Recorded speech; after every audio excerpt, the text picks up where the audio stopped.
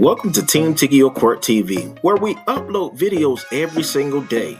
So make sure you subscribe to our channel, like our videos, and share our videos. We will go on the record in the matter 25 CT04, State of Wisconsin versus Charlotte Caldwell. The state appears through Assistant District Attorney, through District Attorney Kevin Schmidt in person. We have Joel Feliski, Defense Counsel in person, along with Ms. Caldwell. We're set here today in this matter for a plea and sentencing. Mr. Feliski, do you have a plea questionnaire waiver of rights form? I do, Your Honor. Ms. Caldwell has agreed to plead to count one of the complaint. The remaining counts will be dismissed and read in. The parties are making a joint recommendation for sentencing under IDIP guidelines. It's my understanding that the IDIP coordinator, Ms. Tessa Anderson, did receive confirmation from Ms. Caldwell regarding her satisfaction of that program. And I do have a completed plea questionnaire. May I approach? You may. Head up, please, sir. Oh, sorry. Has she sat 48 consecutive hours? I don't believe so. So she would be reporting today? Yes, Your Honor. That's the agreement that you've reached, Ms. Caldwell? Yes. So I have in front of me a plea questionnaire waiver of rights form. Do you recognize this document? Yes, Your Honor. Did your attorney go over this document with you thoroughly, Yes. essentially word for word, Yes. and you understood everything on this document? Yes. Is that your signature on the second page? Yes. You are pleading guilty to one count of OWI third. You are 29 years old. You have 12 years of schooling. You can read, write, and understand the English language. No drugs, alcohol, or medications, and no mental illnesses or disorders, correct? Correct. Did your attorney thoroughly go over with you what the state would have to prove your guilt beyond a reasonable doubt? Yes. Did your attorney go over with you the maximum possible penalties and the minimum possible penalties you face? Yes. Because you're charged with crimes, you are entitled to constitutional rights. Each of those rights is listed on this document. Did your attorney thoroughly go over those rights with you? Yes. And do you understand them completely? Yes. Do you understand that by pleading guilty, you're waiving and giving up those rights? Yes. Do you need me to go over those rights with you in any more detail? No. Do you understand that if you're not a citizen of the United States, your plea could result in your deportation? Yes. Do you understand that the state would have to prove as to count one, operating motor vehicle while under the influence, a third offense, that on or around January 17, 2024 in Burnett County, Wisconsin, you operated a motor vehicle while under the influence of an intoxicant, and this will be your third countable offense. Do you understand what the state would have to prove? Yes. Do you understand that the maximum possible penalty could be a fine of not less than $600, but no more than $2,000, and imprisonment of not less than 45 days, but no more than 1 year in the county jail? Yes. Do you understand that upon conviction, the court shall also revoke your driving privileges for not less than 2 years, but no more than 3 years, and shall order you to submit to an alcohol or OWI assessment and follow through? Yes. Do you understand that there is an agreement presented to the court in which both sides are recommending the court follow the IDIP, Intoxicated Driver Intervention Program guidelines? Do you understand that I'm not bound to follow that? Yes. Said differently, I could sentence you all the way up to that maximum penalty if I thought it was warranted. Do you understand that? Yes. Do you still wish to proceed and enter a guilty plea? Yes. Now, did you go over the criminal complaint with your attorney? Yes. In particular, this section that's called the probable cause section, where it basically says what happened that day and why you were charged with the crimes? Yes. For the most part, are those facts accurate? Yes. Are you pleading guilty to an OWI third because you are guilty of that offense? Yes. Are you admitting here today that you in fact did operate a motor vehicle on a highway or roadway of this county and state while under the influence of an intoxicant? Yes. Mr. Feliski, may the court use the probable cause section of the criminal complaint along with the statements made by your client to find a factual basis? So stipulated. Has anyone made any threats or any promises to you for you to plead guilty to the charge? No. You're doing so freely and intelligently, telling the court you fully understand what you're doing? Yes. And voluntarily? Yes. Has your attorney represented you competently? Yes. Has he answered all of your questions? Yes. Has he looked at this matter thoroughly? Yes. Are you satisfied with his services? Yes. Did he discuss with you a potential for any defenses or a lack of defenses in this case? No. Well, did he talk to you about the discovery and what happened that day? Yes. And did he say, well, based upon this, we may have the defense if we go to court or go to trial about this or that? Yes. And did he say, I'm not seeing that you have a defense or your defense could be weak or strong? Yes. Okay, so you are satisfied? Yes. Any questions for the court or for your attorney before I proceed? No. As to count 1, OWI, third, how do you wish to plead? Guilty. The court will find your plea of guilt is done knowingly, intelligently, and voluntarily. I will find you understand your constitutional rights and what it means to waive and give up those rights. I will find a factual basis to accept your plea of guilt. Based on that, I will find you guilty of count 1. I will dismiss and read in count 2. Count 3 will be dismissed and merged in with count 1. A judgment of conviction will be entered today. Argument and sentencing recommendation, Mr. Schmidt. This is a OWI in the high range. The BAC when the blood came back was 328, which is very high. This person's criminal history is just other OWIs, this being the third one. The email from Tessa Anderson indicates she did the equivalent in another location. She appears to be a Minnesota resident. So doing the IDIP equivalent here is appropriate because it incentivizes drivers to do the things required, which included the driver safety plan, which the email from Tessa Anderson said she did the equivalent for already. Thank you. Thank you. Mr. Feliski. Thank you, Your Honor. Your Honor, this case is a bit of a soft spot for me. This was actually the first case I was assigned when I came onto the SPD. I've worked with Ms. Caldwell since I began my time here, and throughout my time here, she's been responsive to all of my questions of her. She's followed through on what I've asked of her. She's been engaged with this entire process. And I do want to emphasize, Your Honor, that she has wanted to resolve this matter. She actually entered treatment of her own volition. I didn't ask her to. She just knew that this was something that she had to address. I think she acknowledges that this is at its core a substance use issue. It's a shame that it had to get to an OWI 3, but she has put her best foot forward, both in going into treatment, graduating and completing treatment, engaging in some mental health follow through at the recommendation of that treatment, along with completing the IDIP guidelines. The only delay that has come from this process has just been because Ms. Caldwell is a sole provider for her child. Her son is actually here today. She is a single parent.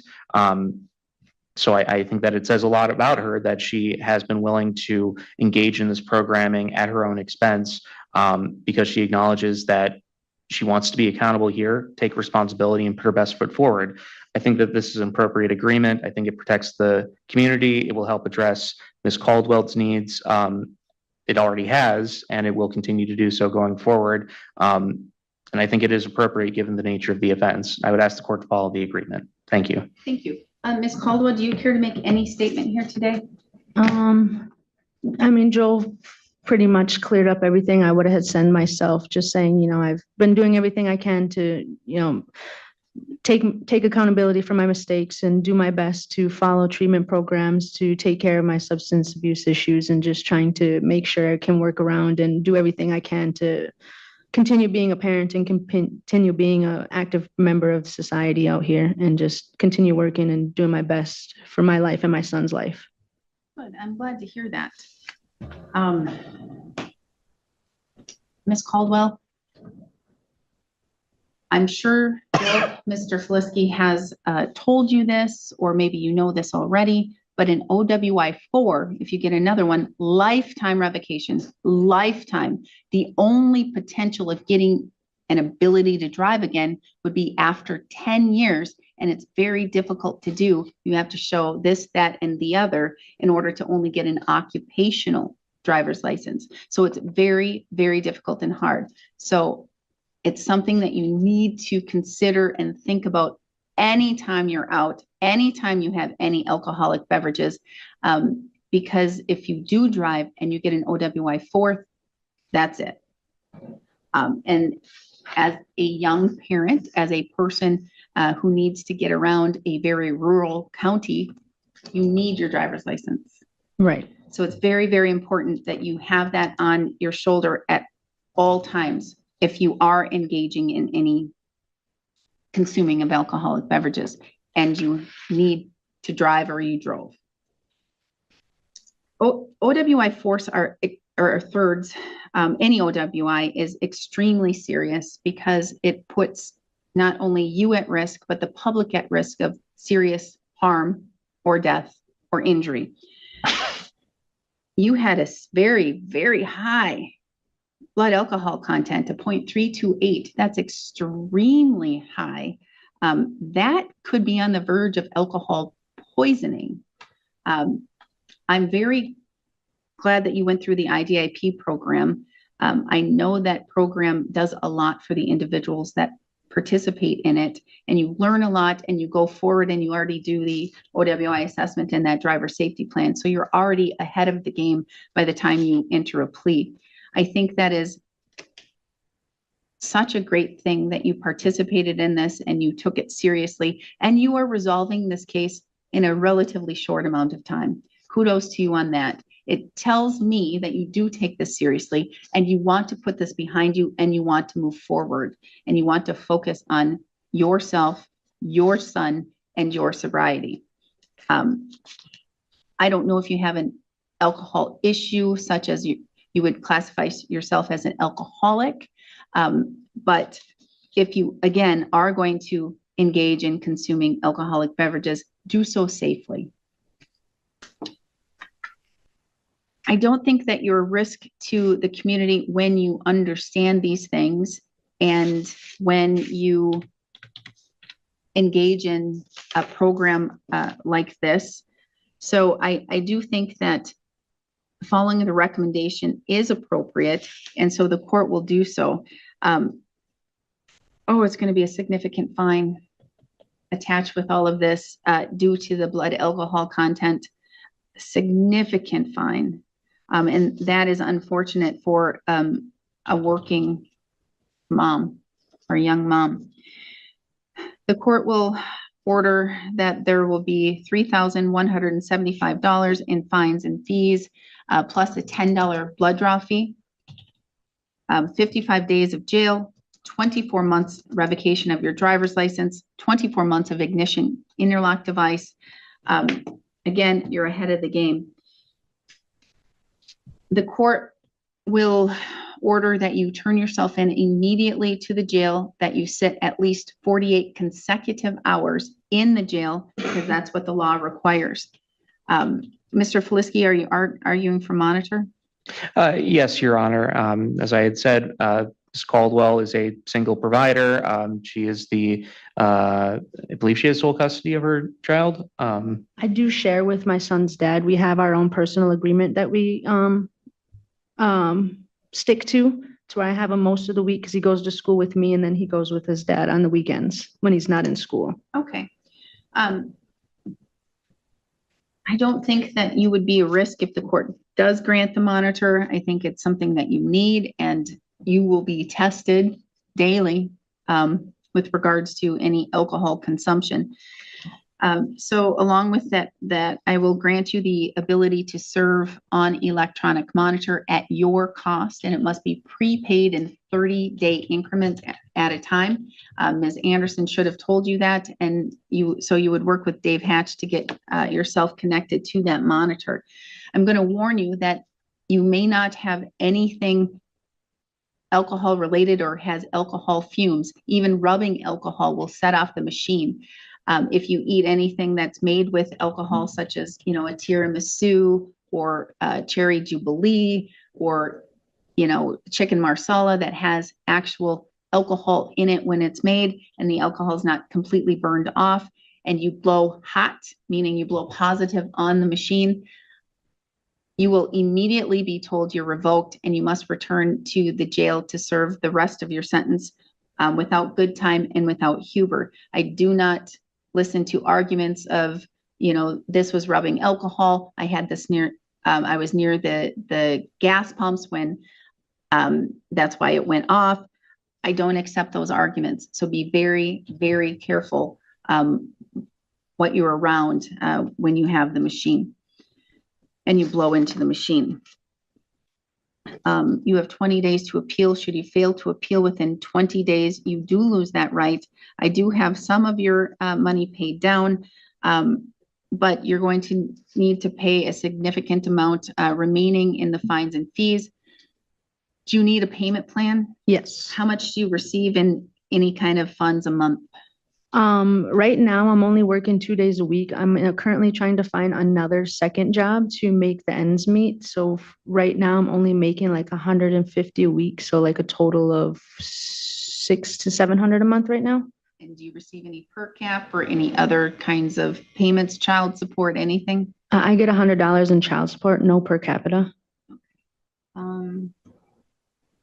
What the court is going to do is I'm going to order $150 a month to be paid towards your fines and fees.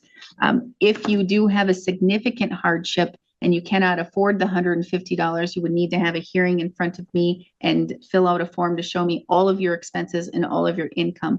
I'm going to warn you, though, that sometimes people come in saying, I want to have it amended down, modified down because I can't afford it. And the court reviews all of that information along with testimony. And there's been various times I've actually increased the monthly payment. So be very sure of what you're asking and why. You have 20 days to appeal. Should you fail to appeal within 20 days, you do lose that right. I'm ordering you to provide your DNA. So you're going to go report to jail, serve your 48 consecutive hours. They will take your DNA. In a case like this, you may be able to have it expunged through a written letter to the Department of Justice, not to the court, but to the Department of Justice. And that simply deals with your DNA in the system. I believe that covers everything, Mr. Schmidt. Nothing from me. Mr. Flisky? I believe she has 1 day of jail credit, Your Honor. All right, 1 day of jail credit. And then again, you will need to sit that 48 consecutive hours. That 1 day does not go towards that, but it will come off your total amount to sit. Okay. All right. Anything further? Nothing further. Thank you. Then we are adjourned.